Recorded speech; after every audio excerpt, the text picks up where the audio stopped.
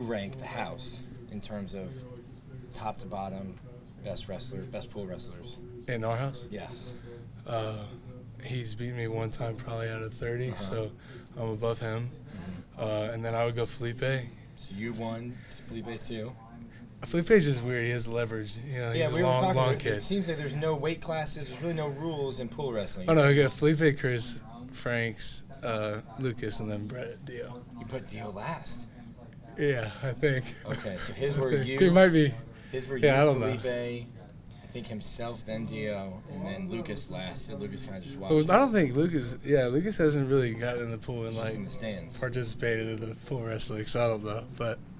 Now he didn't really even have a critique for your cannonball form. He just said you're kind of a lost cause. Are you still working on the cannonball form? Yeah, I think that's a work in progress.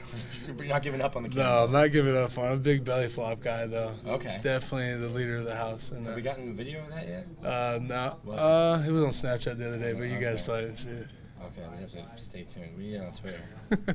I don't know if I can put anything on Twitter anymore because people want me in bubble wrap and different things. So you're not in bubble wrap? No. But how are you feeling? I feel great. Great, yeah, absolutely. Now, he was saying his intro music when he does this is Johnny Cash. So would you have any intro music for when you perform? No, we just listen to music all the time. He is a big Johnny Cash guy, though. That's his guy. How's camp been going for you? And does it feel nice to kind of be going through it at 100%, or I guess it's close to 100? Yeah, it feels great. Taking it day by day. I'm really trying to focus on, the mistakes that I made the day prior. Leading into the next practice, really focus on those mistakes. Just try to get better.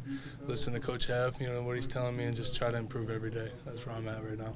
With a couple of years under your belt, how does that change how you approach the day-to-day and you approach practice? Just getting into a routine, learning to get into a routine. And I think that's the big thing, especially with camp, because you have long days and long hours. And, you just got to get into a routine and keep going. I think the experience part of it really helps, especially with playing. You go out and you just play with confidence and, again, just focus on the little things that you got to fix.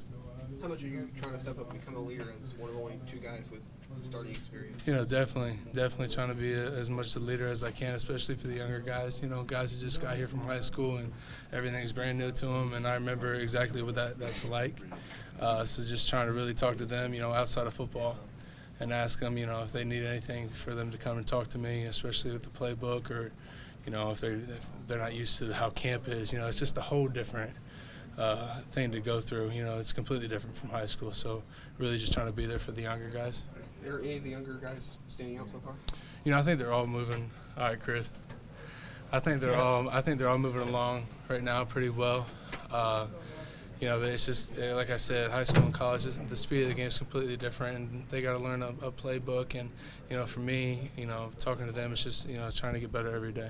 You weren't really involved as much last year, but how far is this unit come in terms of like the off-season commitment? Like Chris was talking about, you guys getting out there every day, on the two-man sled, working on your steps, doing things like that. Just how critical was that, and how far are you guys ahead there? I think we worked really hard this off-season. We did a lot of extra work, on our own as a unit. Me, Stone, and Nick, we ran, practices basically for us.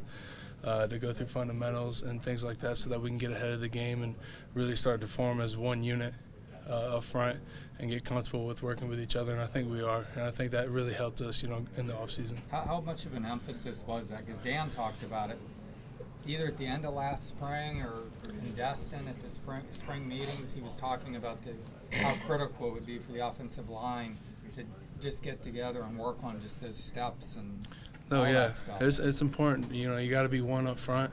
You got to be able to communicate, and I think the biggest thing is repetition.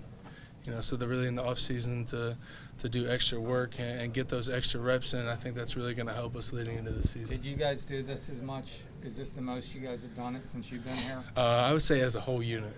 Yeah, we've always had guys that would go and do extra work and on their own, or take a guy and go do extra work. But as a unit, absolutely, yeah. This is the most that we've done this.